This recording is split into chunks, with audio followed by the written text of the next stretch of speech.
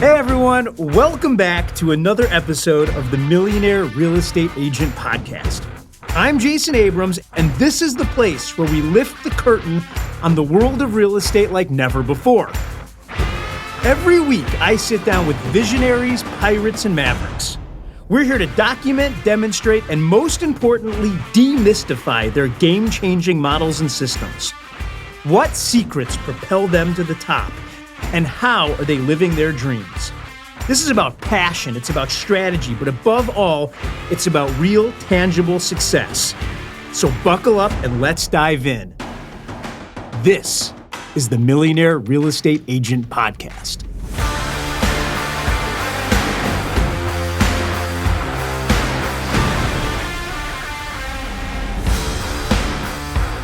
You know, both types are out there. One of you is sitting there and thinking, you know my favorite thing in the world? Helping buyers. I love helping them get clear on what they want to buy. I love having them in the backseat of my car all day long. I love spending my weekends with them. Showing houses is the biggest rush in the world. The minute they find the right one and they know it and I know it, I feel fulfilled. I love the paperwork, the negotiation, and my favorite day is the day I get to hand them the keys. Then there's the other one of you who is thinking, I never want to work with a buyer again. Friends, today, we are going to unpack both ideas because we have somebody who's represented over 1,445 buyers. As a matter of fact, in her biggest year, she did 264 buy-sides with 2 showing assistants. Her name is Kari Wyrsch, and she is going to tell us exactly how to convert more buyers instantly by knowing the exact value that you provide. She's then going to explain how that becomes part of a thriving real estate team, where her desire to work with buyers was offset by her partner's desire to work for sellers. Sit back and buckle up. This is Kari Wyrsch.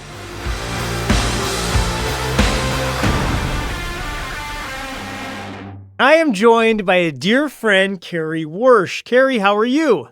I'm so great. Thank you so much for having me today. Friends, audience members, greatest podcast audience on the planet, I want to just tell you a funny story. So when I asked you, so how many units on a buy side do you do each year? You said, well, in my best year, I did 264. I'm really down. I only did 199 last year. That defies the whole way I think about it. Mm-hmm. It's just incredible. And I want to unpack exactly how you do that. But before I get there, I want to ask you the question I ask everybody. How did you end up in the greatest industry in the world? I do believe it's the greatest industry in the world. I'm so passionate about what we do, and I love being able to help people. I love people, and I love building relationships that we have forever. We have forever clients. So I started off in retail in college, and that kind of transitioned me into relocating out to Los Angeles with my job, selling retail. I was one of the top salespeople in the region. All right, hang on. Do you go from Springfield, Missouri to LA? Is that right? I moved to St. Louis and was in St. Louis during some of my college at that time. And then I moved to Los Angeles. Well, there's a culture shock when you show up in the sun-washed streets of Beverly Hills. There has to be. I worked on Beverly Hills Drive, so there you go. So while I was working out there at retail, a girl came in and she bought all this stuff, and I was like, "What do you do?" And she said, "I work for Fox Sports Net." And she's like, "You should come." And I was like, "Oh my gosh, I'm so excited." So she worked for Best Damn Sports Show, period. She brought me in, and I got to sit in during one of the shows, and then she introduced me to her boss, who was the EVP of Programming and Production, George Greenberg, and he is the one that started Best Damn Sports Show, period. And I kind of found my way working in Fox. And so I started working at Fox Sports Net. I helped work on the back end of Best Damn Sports Show, period, which kind of brought me into sports journalism. And so I took some college classes at Santa Monica College doing sports broadcast journalism. Then my sister, who I'm so close with, like we talk 5 times a day, she had gotten married and told me, I'm pregnant. And so I had to come home. During that time, whenever I came home, so I lived out in LA about 3.5 years, my dad had said, you really should talk to somebody about getting into real estate. And I've got the perfect person for you. So whenever I came back, I was like, do I go into TV and stick with sportscast journalism, or do I go into real estate?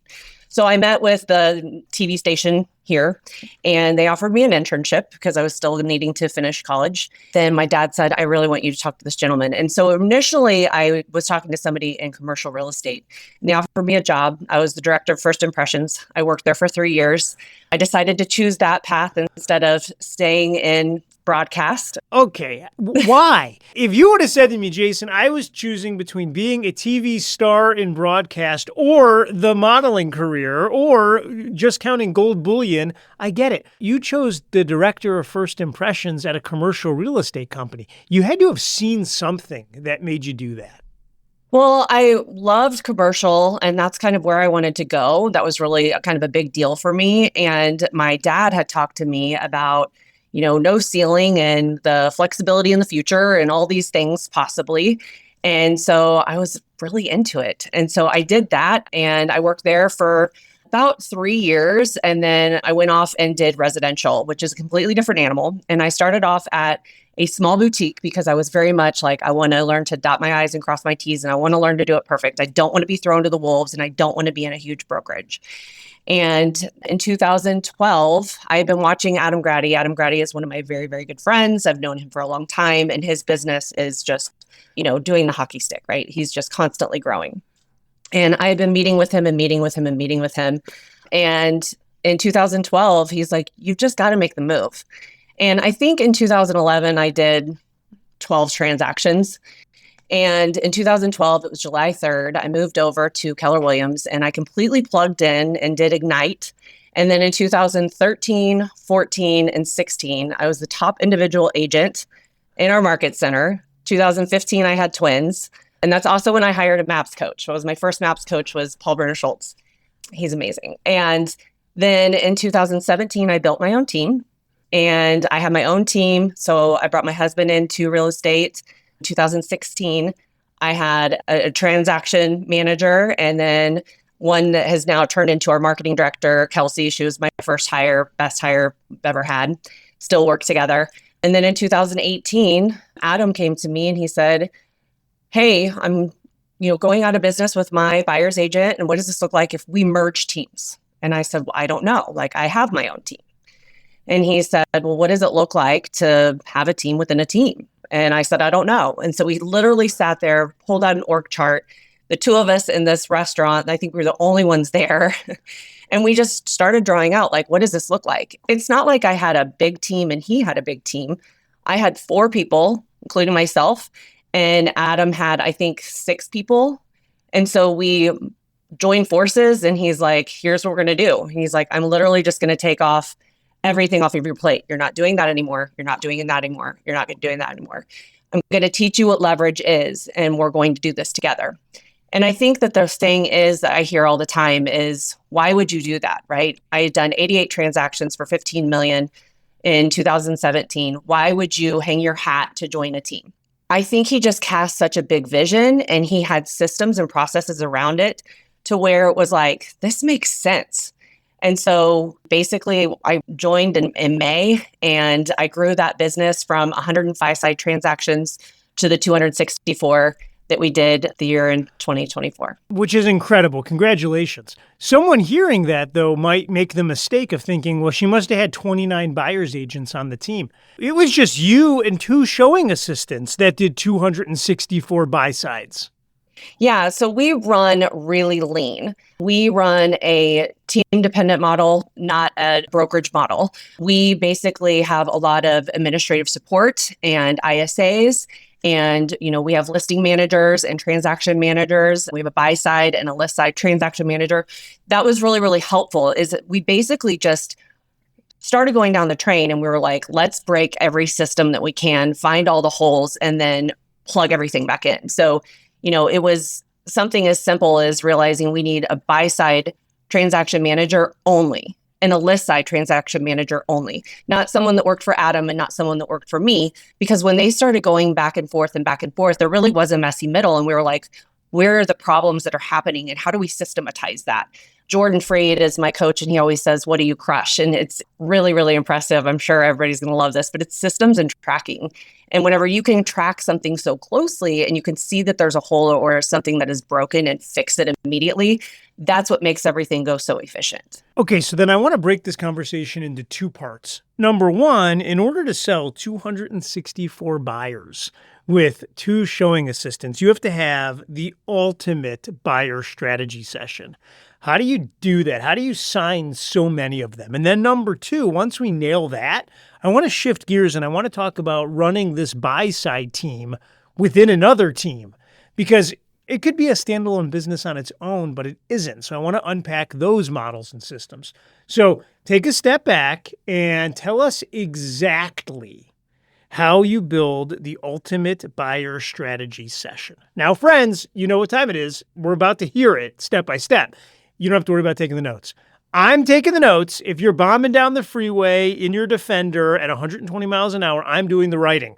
They come out every Thursday. If you don't get them, go to MREAnotes.com. That's MREAnotes.com and sign up. Kari, how do you build the ultimate buyer strategy session? What's the first step? You can't take a listing without doing a listing appointment. And so basically what I did was I said, what am I doing on my listing appointments? And I reversed it. So what am I doing?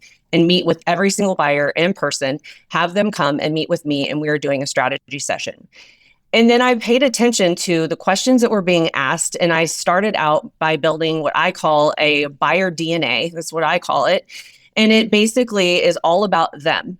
And then I started thinking about what are the questions or what are the things that are difficult, right? The pass to the showing partner.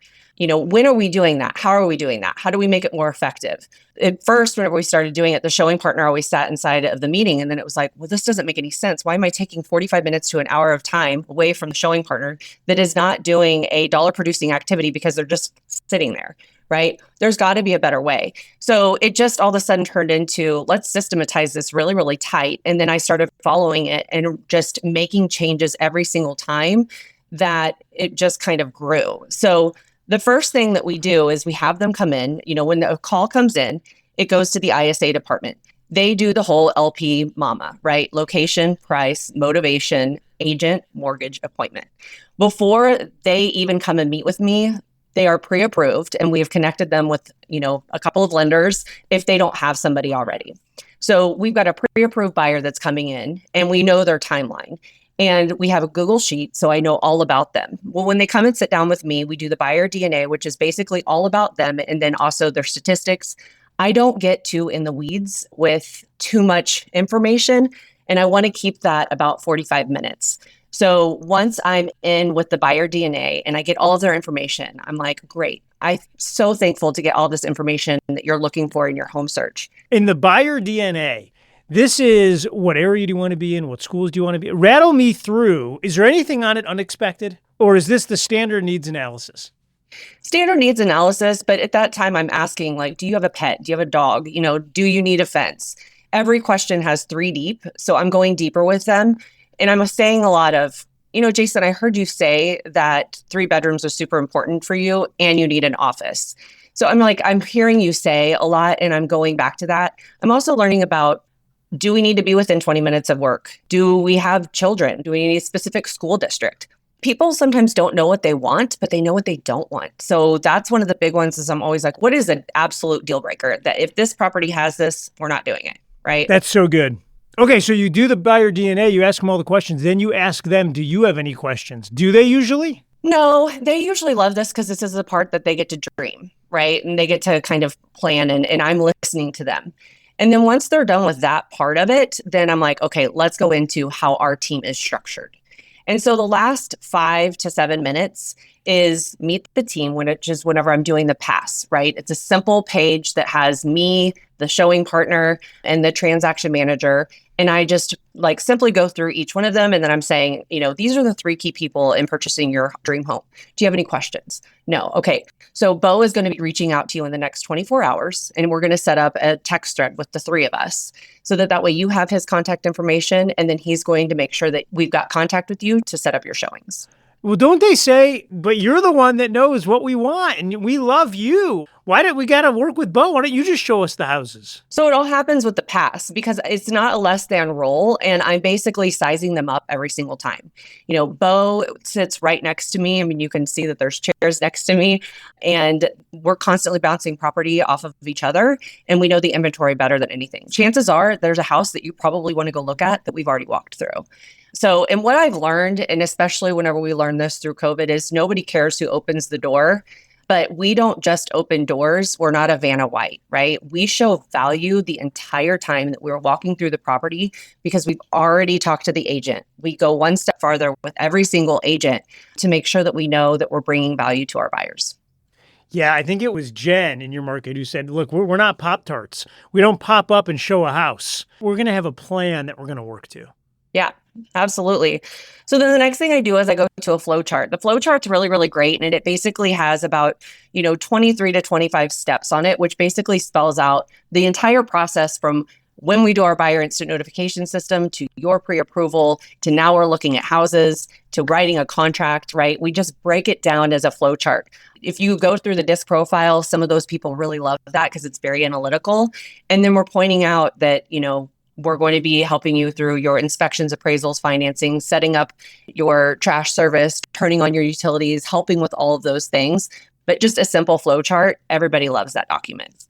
The next thing that I have is why you should hire a buyer's agent. And we basically go into, we have access to everything that's on the MLS and I can show any property. We're also talking about for sale by owners and then that also talks about, how we get paid. So that's part of the initial structure of how we get paid. And then I also have the next document, which is the hours of operation. And I think this is one thing that agents they don't really take control over. And Gary always says in MREA, are you a professional or are you a pleaser? And we are professionals and we are in a professionals market. So be a professional and tell people the times that you are or are not available and be okay with that, right? I mean, you don't contact your groomer on Sunday to find out if you can schedule your dog for an appointment. Like, people respect your schedule if you tell them that you want respect. Yeah, I love that. So let's go back for a second because you talked about how we get paid and you talked about charging. Oh, how do you get paid and how do you charge? So that's my last thing that I do talk about, which is I call it a loyalty agreement, which is simply the, employment of broker exclusive right. And we just go through that with the document. I get paid by either you're going to pay my fees, the seller may pay my fees, or we may split the fees. And so we just kind of go through it during that document and it's just a really easy touch point. And then, do you have any questions? I love that. Okay, so now they're at this point. I'm assuming the next step is they sign and then they start looking at houses. Yeah, so we do get them to sign during that time. And so that initiates the next step, which is me going back and setting up my search and then including Bo on all of that. And then Bo is going to be reaching out to them. We're also really, really strategic in knowing what our timeframes are because we have spreadsheets that say, are they an A buyer, a B buyer, a C buyer? Are they ready, willing, and able? And when we're showing houses, we are constantly pre-qualifying them, which I think is so important because every time we show a house that they're not going to purchase, they're losing trust in you, right? There's 9 times during the transaction that if you don't show value, the buyer's actually losing trust in you. And that's one of them is during the showing. So things change, right? Jason, has anything changed with your job?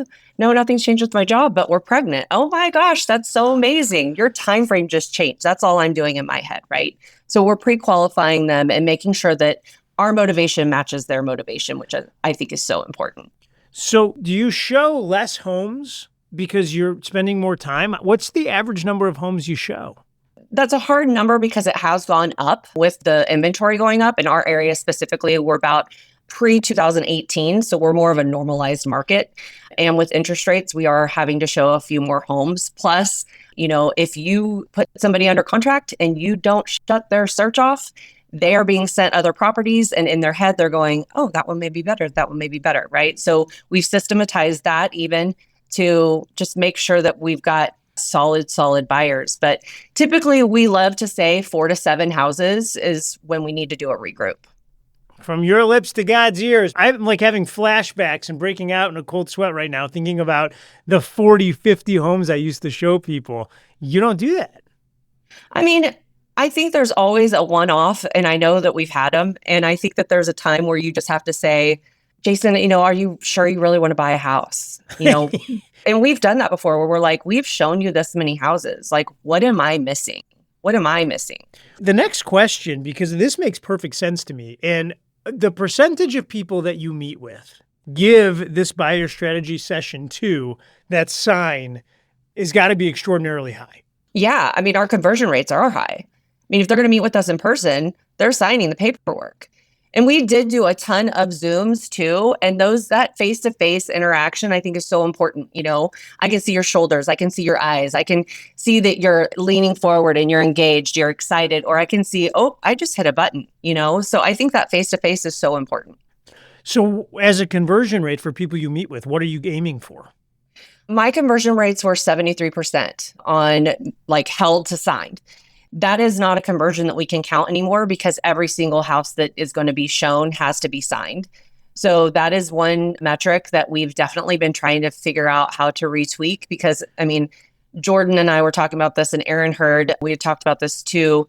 We're at 112% signed now. So it's just not a great metric. Totally. So in order to sell 264 buy sides, you got to generate a ton of ready, willing, and able buyer leads. How do y'all generate that many ready, willing, and able buyers? We just have to talk to a lot of people, and it's a lot of lead generation, and the market has changed a lot. So we're constantly looking at and tweaking, what are the systems that are working? What are the things that worked last year that aren't working this year? Well, wait a minute. I got to go deeper with you. I get it. Talk to people, do it in a TCPA-friendly, compliant way. Yes, yes, and yes.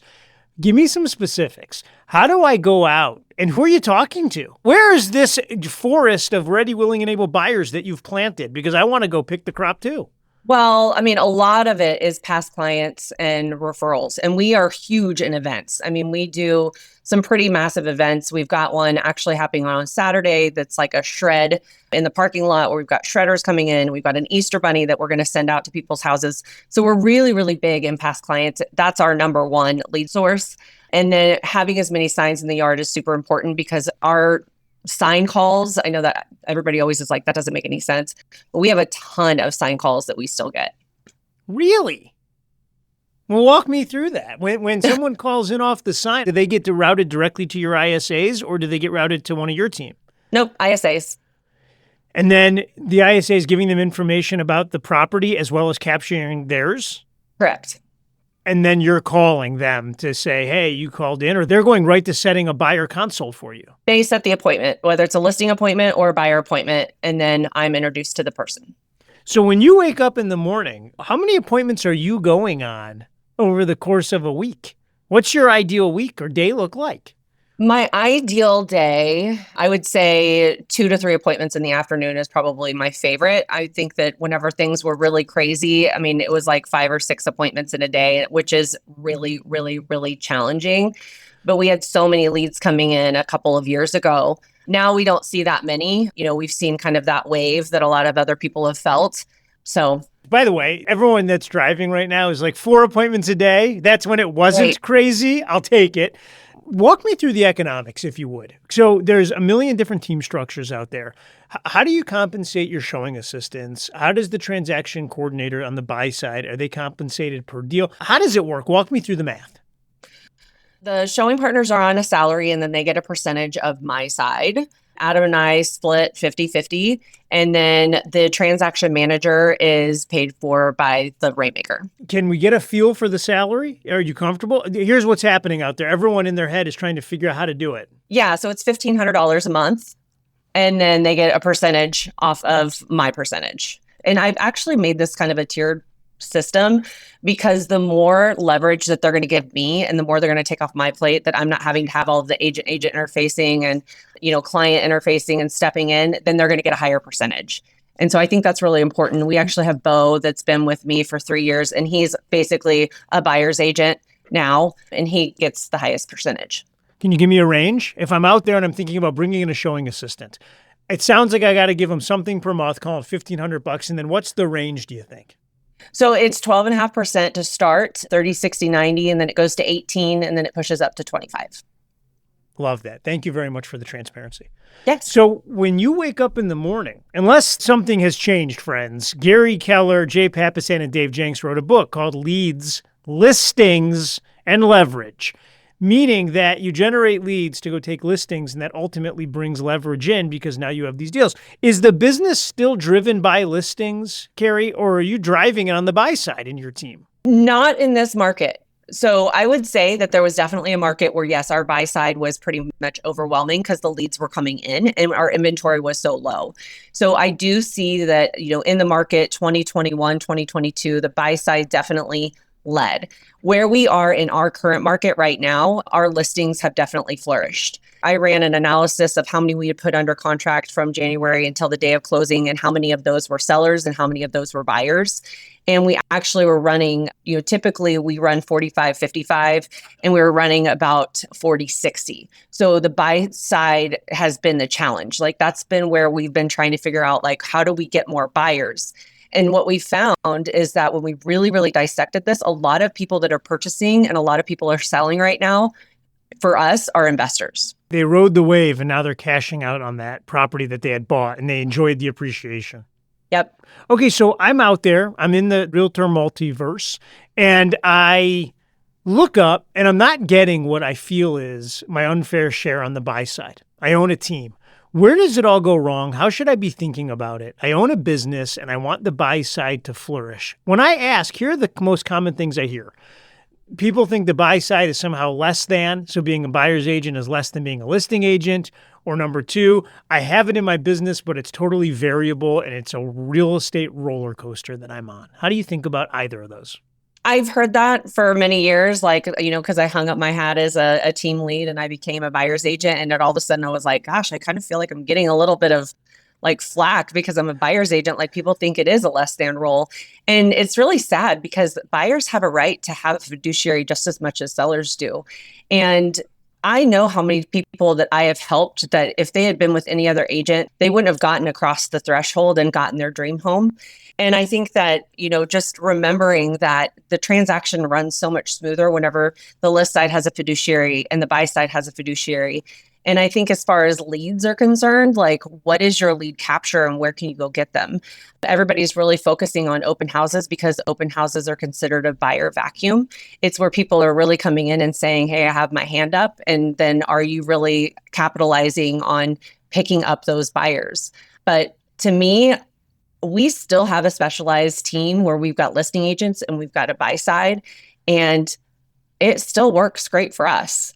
It's so crazy because when you look up at the biggest teams in the world, they end up pretty much splitting relatively close between the buy side and the sell side. Yet somehow this greater than, less than idea popped into the industry, and I don't get it at all. Because when you think about when people need your help, they need your help to make the best decision on either side of the transaction. Yeah, I'd have to say that, if I can be completely vulnerable, that whenever all of this kind of happened in 2024, it was very disheartening for me. Jen and I talked about it a lot just because she was so involved with everything. And I think that it's something that a lot of agents and teams need to hear is that your buyers need protection and buyers agents right now are more important than they ever were. And it's a driving force in your business. And we still want to have that functioning as that 45% to 55% listings to buyers. And I think that once everybody kind of gets that out of their head and realizes like this team structure does work and have a team within a team and have your buy side, pulling up that business as much as possible, because we all know it cycles. We've been in a seller's market and like when a buyer's market hits, if you've got a team that's a buy side inside of a team, whoo. Well, so what stops you from bringing on 25 new buyer's agents tomorrow? How come you've decided to build this small headcount base instead of a large numbers based? I know that Aaron Hurd, my coach, and I, we've talked about that a lot. And Jordan's brought that up to me too. Like, hey, when are you going to like expand this out and go wide? And what we've found is that anytime we start bringing on somebody or talking about that, the showing partners or buyer agents that we have here, there's two, they're basically like, I can handle more. And so I think we've got some just really, really highly motivated people. And that's one thing that people ask me all the time is, do you all work from the office? We do. We all show up. We're all here every single day. And what do you do with like the low hanging fruit? And we just don't have any. I'm running now a director of sales position. So I meet with each one of the agents and do their 411s, and they come showing up and prepared. I'm not having to pull information from them or, why aren't you working?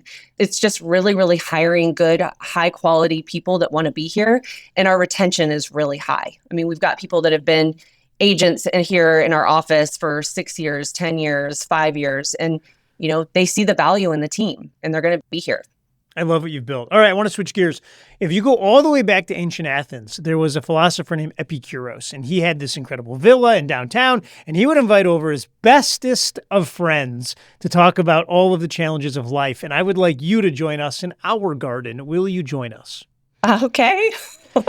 So during all of the craziness of real estate, which it's so obvious how much you love it for the love of real estate, you had twins.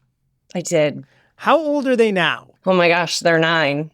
Yes. So said differently, terrors, running through twin terrors. How do you do it? I mean, 264 units. Oh, I'm sorry. You had a slow year. 199 on the buy side and 2 9-year-old twins. How do you do this? Oh my gosh, that's the nicest compliment. So thank you. I think that it's because of the team and I've got leverage, and I don't think that I would be able to do what I'm doing without all of that. And so I'm just super thankful for Adam and him being the rainmaker to make his world big enough for me to fit in, because when I joined him, the girls were 3 and I needed leverage, and my husband's in real estate too. And so it's, we're in real estate. Like, this is what we're doing. The girls are gymnasts and they have really hard schedules because they are very talented. So that does give me some time to, be a mom. And I really do believe that to be where your feet are. And so when I'm home, I'm home. And my calendar is very protected. If you saw my calendar, you would be like, oh my gosh. And when I'm at work, I'm here to work. I'm not here to talk. I'm not here to chit chat, whatever. People have said to me, I always say focus appears rude. I'm just focused. I am here and I'm unapologetic for it, because when I want to be home, I want to be home. How do you be home with a spouse who's also in the real estate business and not bring this in? Like, is pillow talk with you like you should have seen the carpet at 123 Maple? You wouldn't have believed. How do you do it and stay happily married? So that's a him thing, because I would talk about real estate until 10 or 11 o'clock at night. And he's like, please stop. Please stop. So he was actually one of my showing partners when we first started off, and it just didn't work because it was like we were passing back the twins back and forth. He would go show, then I would go show, and we were passing them back. So because I've been in the business for a long time and I have a lot of past clients, which means a lot of listings too, he's kind of taken that on. And I think that that's kind of been the saving grace, is that he's kind of done more listings through me on my team. And so that's kind of really helped our relationship and being able to manage the two of them. You've represented 1,445 buyers. When you look back at that incredible number, what's the one thing that you think matters most when you're representing people? I mean, really getting to know people. Like, this is clients for life. And I think that, what we've built with our client events and everything else, I mean, people come to our pumpkin event. We do a Halloween pumpkin event, and now it's like, it's grown to where we've got, animals, farms, and princesses, and pumpkins, and barbecue. And it's just become this great event. And we get a ton of giveaways. And people are like, when are you doing this event? This is my favorite event. Or the pies. We gave out, I think, 550 pies this past year. It's like really, really loving on our people. I think what COVID taught us is that whenever you ask somebody if they need something, you better be prepared to serve. And I think that's one thing that our team and our culture is really, really built. And Adam really, really wants to make sure that our clients understand how very important they are. Like, we don't just throw them into a VIP, stat. Like, we're definitely calling them and loving them. And we're living by that. I mean, the ISAs, the way that they, reach out to our past clients and make everyone feel important. Adam gives everybody a certain amount of money that, if anything's happened with somebody, send them flowers. They don't have to ask. Being able to do little things for people whenever they need, I think, is the most important part. And I think that's one thing that our team's heart has really, really grown. And that's been the big thing. What does money mean to you? I mean, because when you mentioned, like, I was working at the front desk of a commercial real estate company. I mean, you've climbed the top of the mountain. When you look up now, what does money mean to you? I think it's a future for our girls. I really have kind of looked at investing a little bit different. Wait a second. Are you suggesting that you're going to make all the money so that they get it all? Because if you are, you could adopt. I'm a strapping young 45. And I just want you to know I'd be a great addition. You would. If this is your plan, you could adopt me. Just think about this. I love it. I think it's a great idea. I would say that I would give a lot of that to Justin, though. But I think that we are big into investing to build great lives for our girls and their futures. But Justin is huge on giving them great experiences. We just went on spring break, which was super, super fun. And he's already saying, when are we going to be able to go and do our next thing? He is the one that keeps me grounded. I would just work and just keep working. He used to be like, hey, it's 10 o'clock. Are you coming home? And I'm just, I get so much energy from work. It's really kind of messed up, but that's okay. This is the People's Podcast. You're dealing with the only group of humans right now that is yelling at their radio. And they're literally on treadmills right now going, I get energy from work too. I get you, girl. You're home. They are so happy to hear you say it because there's this idea that happens out there, which is that's somehow not okay. And I just want you to know, if you're out there and this is for the love of real estate and this is what gives you energy, you're perfect just the way you've been wired. Thank you. I appreciate that. All right, my dear, I am so grateful for you and for everything that you've done. And I'm going to say it different. I usually say for the industry. I'm not going to say that. I'm going to say for everything that you've done to give the most incredible fiduciary representation to 1,445 buyers. And I believe you are just getting started.